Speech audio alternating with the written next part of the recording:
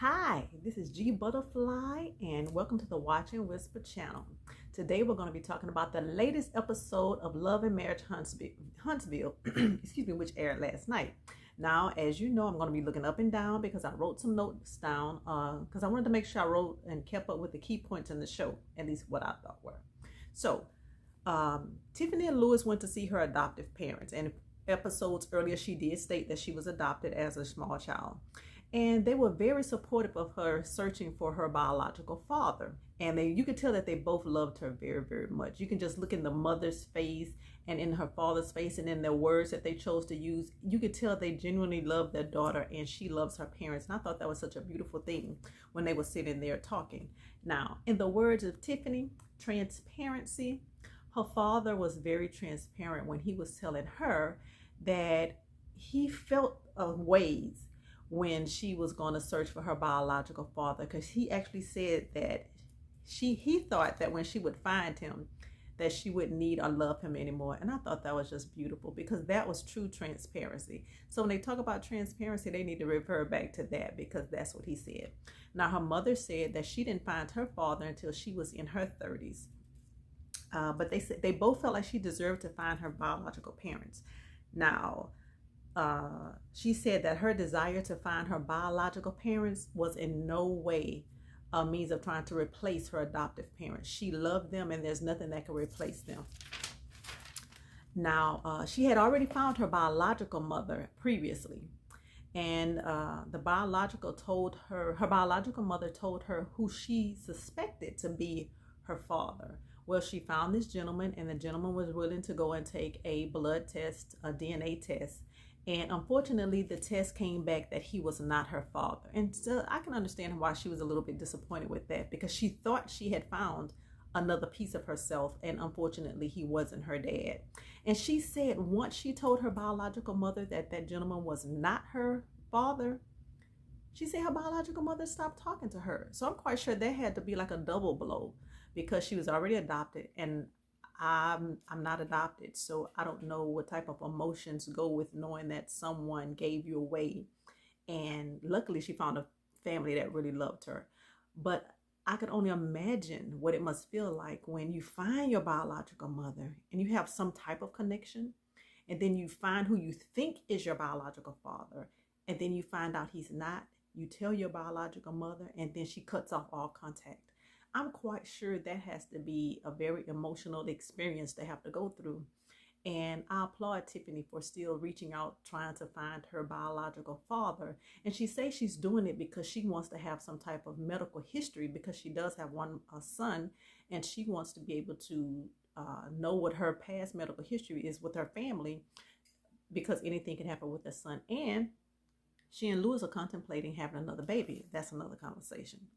Now, I thought it was so beautiful when her daddy told her, "You're still my angel face." And the mom said, I was going to say that. So I thought that was absolutely beautiful. But you could definitely tell the love between Tiffany and her parents. Now, I know I've given Tiffany a hard time in previous videos because I say her segments on the show are just fillers. And to me, I just felt like the production team was just trying to fill in space and keep her in the show. Today was the first time that I felt like Tiffany really was a part of the cast and of the show, because you got to see her in her true element. I can't think of any other way to say it, but you got to see the real Tiffany. So I really like that. And what's his name? Louis. He said that family is not always blood, but the ones who love you. And again, it was evident that her parents definitely loved her. Now, Marsau and Tisha, they're going back to Bessemer. I'm assuming it was, well, not necessarily Bessemer, because Wanda lives in Bessemer, and she said she had to drive 45 minutes to go to where this food truck was. Now, Wanda in previous episodes have said that she's going to open up Wanda's Sho'Nuff potatoes, and she's going to have a mobile food kitchen, and she's going to be selling potatoes. And again, I hope that's very successful for Wanda. But she wanted to meet Tisha and Marsau so that they can look at the truck that she's contemplating purchasing if Marsau give her the money. But why did she tell that man, who I'm assuming owned the truck? I don't like him, but I need his money. I say, damn it, Marsau, I hope you're looking at these shows after they tape, because Wanda don't like you, Marsau. But anyway, they go to look at the truck. Marsau is pretty much telling Tisha the truck is not worth it. The truck has not been started up in 4 years. Marsau said that the truck looked like it came from 1945. Now, the truck did not look good, I must say. He found some things that was going on with it mechanically. Inside, you could tell they have to do a lot of cosmetic repair to make the truck look presentable. And Wanda was just saying, look, I need your money, Marsau. I need you to give me the money.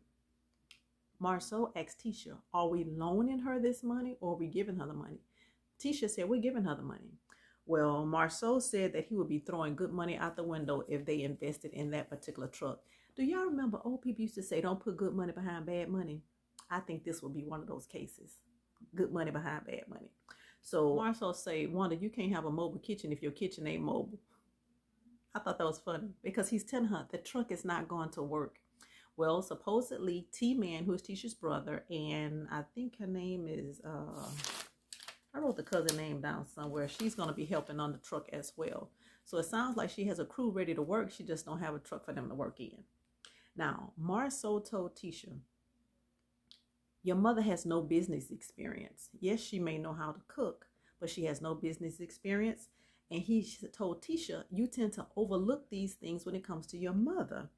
And she said, I've seen my mother turn nothing into something, which may be true. Tisha said, you're thinking about going into business with Marsau, and he tried to destroy our family. He said, well, so did your mama. No, she didn't. Tisha, we'll show you on. You know good and damn well Wanda is trying to tear your family apart because she's constantly telling you your husband is cheating on you.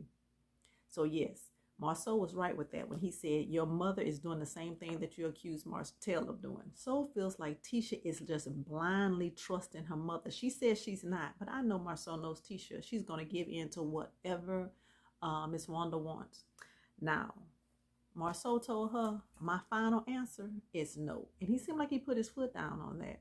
And I say that because when they went to that food party, that tasting thing Wanda had, they kept saying, all you got to do is give her the money. All you got to do is give her the money. So I guess from that point to whenever they went to this party, he stood on his ground and said he wasn't giving her any money. Now, the next scene was when Tiffany and Mel were riding in the car going to Utah, and I think Utah, Alabama. She and Mel took a road trip. Now, one thing I did notice, Mel was so pretty when she was riding in the car. She was very, very pretty. But she and Tiffany looked like they were going to two totally different places just based on the attire. What's her name? Mel was dressed like she was going to a business meeting. Tiffany looked like she was going to a baseball game. But I guess it just could be the differences in how people like to dress when they're going certain places. But they look total opposites. But, you know, that's neither here nor there. That was just an observation of mine. Mel asked Tiffany, what is Lewis's thought about you having a baby? And she told Mel that Lewis feels like that she just does not spend enough time with him. Mel said, honey, you better listen to what he's saying. And I guess she's saying that from experience, because I think a couple of seasons back, that's one of the things Martell complained about, that she was so busy that she didn't have time for him. That still wasn't no reason for you to be cheating, Martell. Tiffany told Mel, but I go to work, I'm in the office at 6 o'clock in the morning, I don't get home till 11 o'clock at night, and I still give him head and have sex with him. I'm like, girl, what kind of job you got? You're in the office at 6 and you come home at 11 p.m.? Them some hell hours to have every day. Now, I don't know what kind of work you're doing, but I'd be curious to know what keeps you at work that long.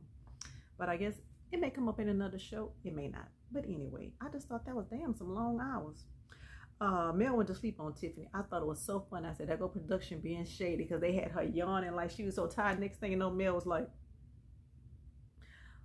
Tiffany looked over there like, did she fall asleep on me? Yes, Tiffany, because you got the rambling. Wasn't nobody trying to hit it. I even started looking at something else, just turning around, because I was like, I wasn't listening to what Tiffany was saying. She got the rambling. But anyway,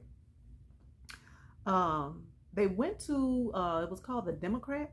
I don't know if that was the name of the newspaper or office. It was somewhere in Ottawa. They found the old newspapers and they were bound. And in '87, and that's when Tiffany was born, it was saying that ads in the newspaper were telling black people to go back to Africa in 1987. That's when I graduated high school. Can you believe that? I was like, wow. And one thing I did notice, now when they first walked in the office, you could tell it's a small town little office, but when they put the camera on the gentleman who was telling her that back in those days, if you were in an interracial relationship, that you can get lynched. And everybody, well, Tiffany and Melody were both very shocked that that was happening in 1987. But when he said that, did anybody look at all of that junk in his office? I don't know. Sometimes I'll be noticing the weirdest things. That office was junky as hell. I'm like, they don't have no type of organization in there. Can somebody send them 2 computers just so they can kind of archive some of that stuff? That was a lot going on in that office.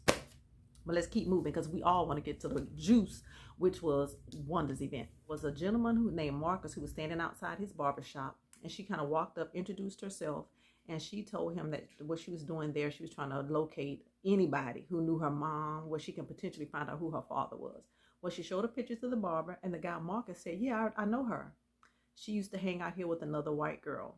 So that was a ray of hope for Tiffany, that someone knew her. So I guess she's going to keep revisiting, trying to find her biological mother. The main scene was Wanda's event. It looked like she had like a big warehouse, and she had it decorated nice. And you could tell her color schemes for her business is purple, maybe purple, black, and silver or something like that. So she had it decorated. They showed Tisha walking in, speaking to all of her family members. So walked up and gave dap to Horace, who is Tisha's stepfather, who I can assume is the husband that Wanda refers to in some of her lives when she's talking about her husband.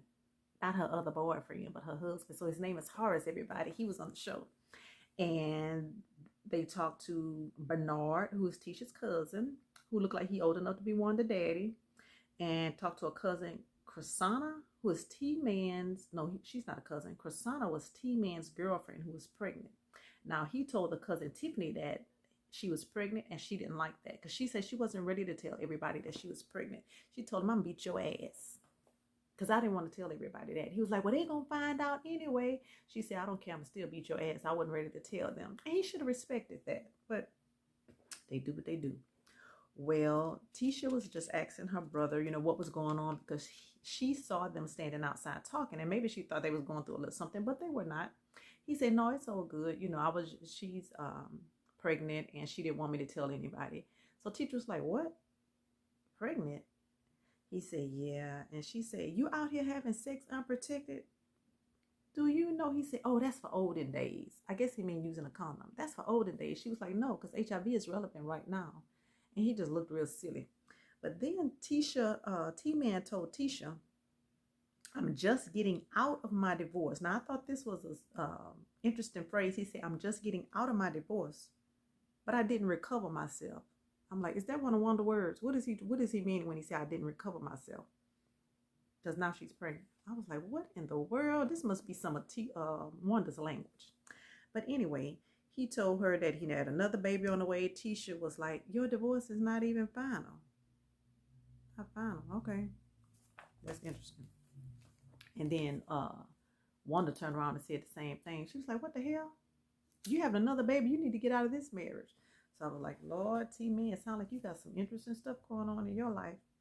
Now, Tisha did say, you really need to get your shit together, because you're always complaining about finances. And it takes finance to take care of these kids. Now, they didn't say how many children he have, but I can only assume it might be more than 3, just because of the way they were acting. Now, Wanda did say, I don't have no more room for no more grandkids. But I thought that was really strange the way she said that. Maybe she was just angry at him at the moment. She said, oh, I got 2 grandkids right now, meaning the 2 that she says she has custody of. Now, if they're T-Man's children, I don't know, because she says she has 2 sons and Tisha. But she said, I got 2 grandkids and I don't need no more. I was like, do she feel like T-Man won't take care of that one? If it's his child. Now, I don't know. But I just thought that was an interesting choice of words she used. So we'll see how that's going to pan out. Tisha's family interrogating Marsau about his cheating rumors.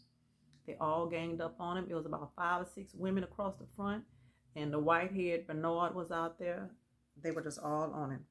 And he says, Marsau have too many women. And then you can hear all the women in unison. Ooh, I was like, oh, hell. Bernard called Marsau a controlling freak. He said, well, wait a minute. Are you saying I'm controlling and I'm a freak? Are you saying I'm a controlling freak? I'm like, Marsau, you always with them goddamn trying to switch the words up. I said, they're going to get you for that one. Now, T-Man, Bernard, Wanda, and other family members, they just surround him. And they just started accusing him and telling him that they didn't like the way that he responds to Tisha, how he's always just talking all around the subject and not really giving her a straightforward answer. Bernard said Marsau is just a cheater. He called him a liar.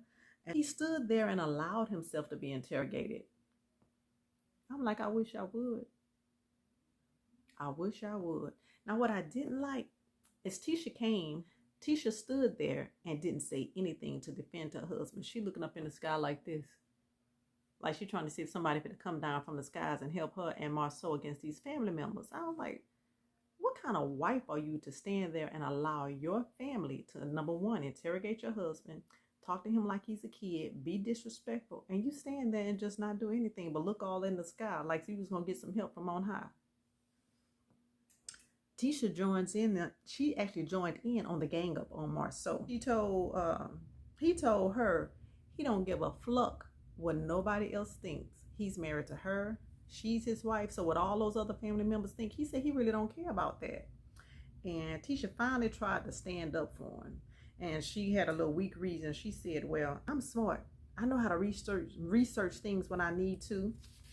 Bernard said, I beg to differ. I said, was he trying to call her a dummy? Well, anyway, Marsau started saying that he didn't know how Bernard was a part of the family. He said, I don't know what auntie he come from. I don't know how he a cousin. He just came out of nowhere. And here's Bernard. Now, if anybody remembers, Miss Wanda did a live from a car a few weeks ago. Bernard was the one in the car talking all that shit when he was saying, yeah, sue us, do this, that, and the third. That was Bernard. Well, anyway, the word of the day, because you know Miss Wanda in her language. Baby, when Miss Wanda said shrimp, I said, God, dog. Shrimp. Miss Wanda, you know I always mess with you about that language. Can somebody please help Miss Wanda? I asked a couple of videos ago if somebody would send her a hooked on phonics for the summer so she can have something to work on. And then when school start back up, she'll be right on track. She said shrimp. Shrimp. Shrimp, Miss Wanda. Shrimp. I was like, oh, Lord, let's help her. But yeah, she was upset with T-Man, and the episode is almost over. Bernard told Marsau he was cheap. But I'm like, why y'all in this man's pocket? Y'all talk to him like he should. Y'all treat him like he don't belong there. But then y'all all want his money. If I was Marsau, I wouldn't give y'all a goddamn thing. How about that? Now, anyway, the scene is almost over. Kiki walks into the event that Wanda is having. She goes and talks, speaks to everybody at at Tisha's table except Tisha and Marsau. Now, if she did, the camera didn't show that because you know the production team be kind of messy. She could have spoke to them and they just didn't show it. They just showed her speaking to everybody else. And then she sat down at the table. Now, when she walked by, they spoke. Then they all gave her the side eye like, And then she sat at the table, and that's how it ended. And it said to be continued. So we'll see how messy it's really going to get next week. Because, you know, Tisha and Kiki is supposed to get into it at the event. So we'll see how that's going to pan out. But this G Butterfly, and I just want to talk about the episode of Love and Marriage Huntsville last night. So in my comments, tell me what you think about the episode. And if you haven't subscribed, please consider subscribing and sharing my videos. And if you're new, welcome. And if you're coming back to my channel, thank you for coming back. I appreciate it. All right, y'all enjoy the rest of your weekend.